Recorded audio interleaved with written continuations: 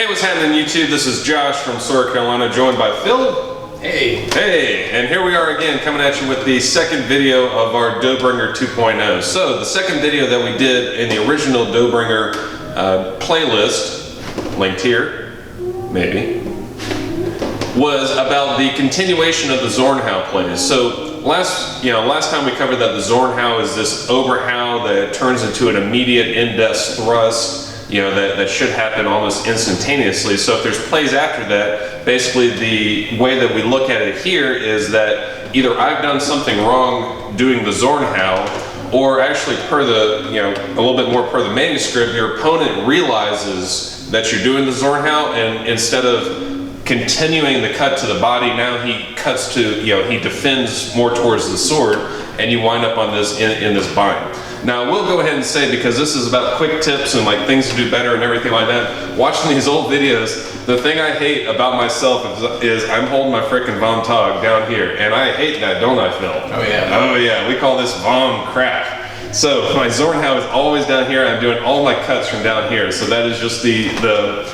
watching the old videos, that's the number one thing that I'm like, if I could fix anything, it would be that. So Vom Tog needs to be up here with the cross guard about at the shoulder, this right here. That way our cuts from above are actually coming from above. So here we go, we're in this play. Phil is cutting towards me and I'm trying to do the Zornhau orb, but in the middle he becomes aware, and instead of continuing the cut that was coming towards my body, right, coming towards my body here, in the moment of me trying to do the Zornhau, he actually comes and defends towards my sword. So it's like a reaction on his part that creates this bind. Now, what we've got here is basically a neutral bind. Both Phil and I are pretty centerline in this. Our swords are, no one really has a good advantage, like the strong on the weak or anything like that. We've just created a situation to where now we have this bind in the middle. And what I love about these plays and the way that we teach it right now is it's not the steps that happen after you get to this point. It's the principles that are embedded. To me, this is the manuscript extrapolating principles that it wants you to learn. So the first thing is the pressure, okay? What is the pressure that's happening in the bind? Now, one of the biggest things is, very good Phil, good mannequin there. Now, one of the biggest things is people think soft pressure and they think this is soft pressure, right? That you're non-existent in the bind, but that's not the way we look at it. Welcome to disagree. We look at it as soft pressure is actually just maintaining the bind to see the next action, right? In this moment, Phil could just leave the bind. Good, or leave with a step backwards as well. Yeah, now he left the bind and we're back in the Sufectin, right? So, at this point, we're just maintaining to see what happens. Now, nobody just wants to stay here, but soft pressure is not a bad thing. I don't always just want to be pushing his sword, out of the way. So, and that's what changes from soft to hard pressure. Soft pressure, I'm maintaining the bind to see what happens and to get my feeling, right? Hard pressure is I'm actually pushing or displacing or changing the bind in some way to where now I'm affecting it with hard pressure. So if Phil is remaining soft in this bind right here, the play says that I should wind and become hard. So I'm doing the opposite of whatever he does, okay? If he's soft in the bind, just maintaining, go ahead and wind and become hard.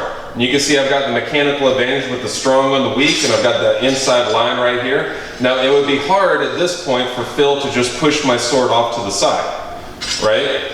Go ahead and try it, Phil. All right, he doesn't have the mechanical advantage to really push me off to the side, and I feel that's why the manuscript says he goes up. So now he's introducing the strong of his sword and hard pressure, right? So he's introduced hard pressure into this bind now by pushing my sword up and pushing it out of the way. And he can do that with the strong of his sword, with the way that the geometry and everything happened there. So what am I going to do? He became hard. What do I need to do? I need to become soft. I don't need to sit here and try and hit Phil through Phil's sword, right? I need to go to the next opening. And this play also demonstrates, the openings and attacking the next opening, right? I tried to do the thrust with the Zornhau. I wound and attacked the next opening. He's pushed my sword up, so what am I going to do now? he's high, I'm going to go low, right? Cut to the body or an Unterhau to the head or to the arms right here to really try and block off this line. In the previous video, one thing we tried to do, which is cool, you gotta try different stuff, right? Is after this line he pushes up, right, cut into the body and trying to come back and recover. That's a little bit different than our methodology now. Now we are fight much tighter and cut to where you're automatically going to be defending yourself. That way you don't have to do an extra step, right? If I'm cutting to Phil's body and then trying to recover back here, that's more time.